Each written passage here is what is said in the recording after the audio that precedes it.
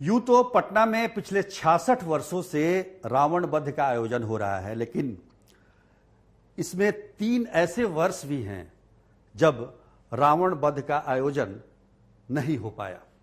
वो 3 वर्ष कौन कौन से हैं वो हम आपको बताएंगे। नमस्कार, बिहार तक में आपका स्वागत है। दशहरे के अवसर पर बुराई पर अच्छाई की जीत की प्रतीक के रूप में रावण वध का आयोजन हर वर्ष किया जाता है और पूरे देश में किया जाता है। लेकिन पटना में जो रावण वध का आयोजन होता रहा है वो उसकी शुरुआत 1955 से होती है।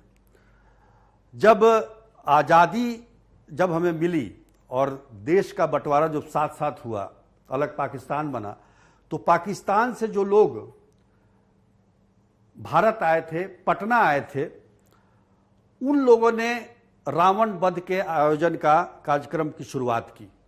1954 में दशहरा कमेटी का गठन हुआ पटना में और 1955 से लगातार रावण वध का कार्यक्रम किया जा रहा है। लेकिन 3 ऐसे भी वर्ष हैं जब प्राकृतिक आपदाओं या युद्ध की वजह से ये कार्यक्रम नहीं हो पाया।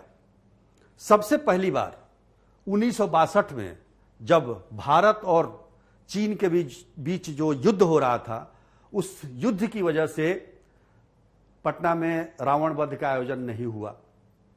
दूसरा अवसर तब आया जब 1975 में पटना भयानक बाढ़ से जूझ रहा था और बाढ़ की वजह से जो स्थितियां पैदा हुई थी उसको देखते हुए रावण वध का आयोजन नहीं किया गया।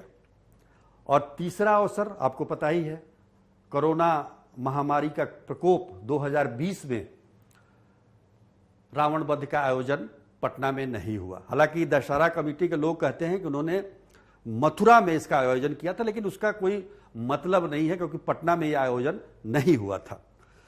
तो कहने का मतलब यह है कि 66 वर्षों में 3 ही ऐसे अवसर आए हैं जब पटना में रावण वध नहीं हुआ। लेकिन इस बार हो रहा है।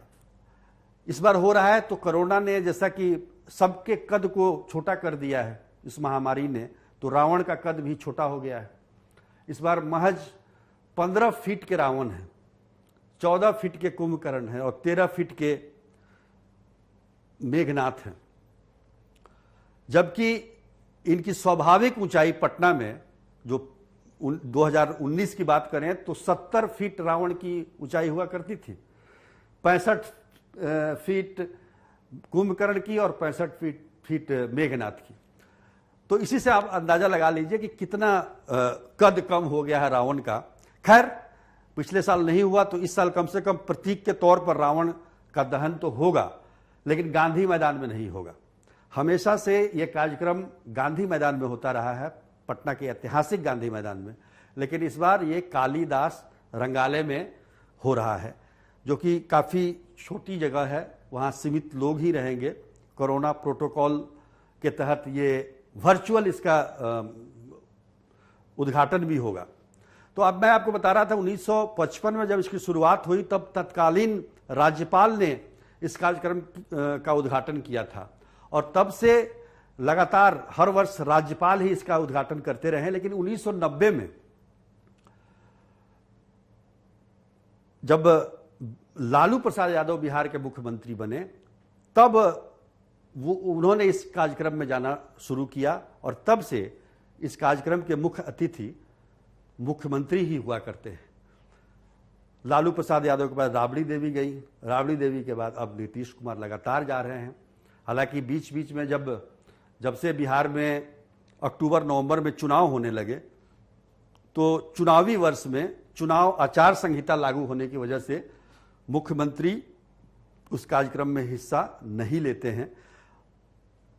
अन्यथा ये जो सिलसिला है बदस्तूर जारी रहता है, हर वर्ष मुख्यमंत्री वहाँ उद्घाटन करते हैं, कुछ अवसर को छोड़ दें तो कुल मिलाकर देखा जाए तो इस बार कोरोना भले ही उसका प्रकोप कम हो गया है लेकिन गया नहीं है और पटना जो कि दुर्गा पूजा के लिए प्रसिद्ध है, पंडाल भी काफ़ी बड़े बड़े बनाए जाते थे, लेकिन इस बार पंडाल भी काफ़ी छोटे दिखे, मूर्तियां भी काफ़ी छोटी थी, और सड़कों पर जो भीड़ हुआ करती थी, जो उत्साह, जो उमंग देखने को मिलती थी पहले, उसमें भी कमी देखी गई। कहीं ना कहीं कोरोना का खौफ अभी भी लोगों में है, और जो लोग सड़कों पर थे उसमें हालांकि ये देखने में आया कि उन्होंने, काफ़ी कम लोगों ने मास्क पहन रखा था, जो कि ठीक नहीं है। भीड़ भाड़ में आप जाएं तो मास्क लगा कर जाएं। तो 1955 में शुरुआत होती है पटना में रावण वध की, और आज हालात ये है कि पटना के सभी छोटे बड़े शहरों में, कस्बों में रावण वध का आयोजन किया जाता है, और बड़े ही उत्साह के साथ लोग इसे मनाते हैं। इस वर्ष भी मनाएंगे दशहरा में, और आप लोग सभी को दशहरा की हार्दिक शुभकामनाएं। आज के लिए बस इतना ही, तब तक के लिए धन्यवाद।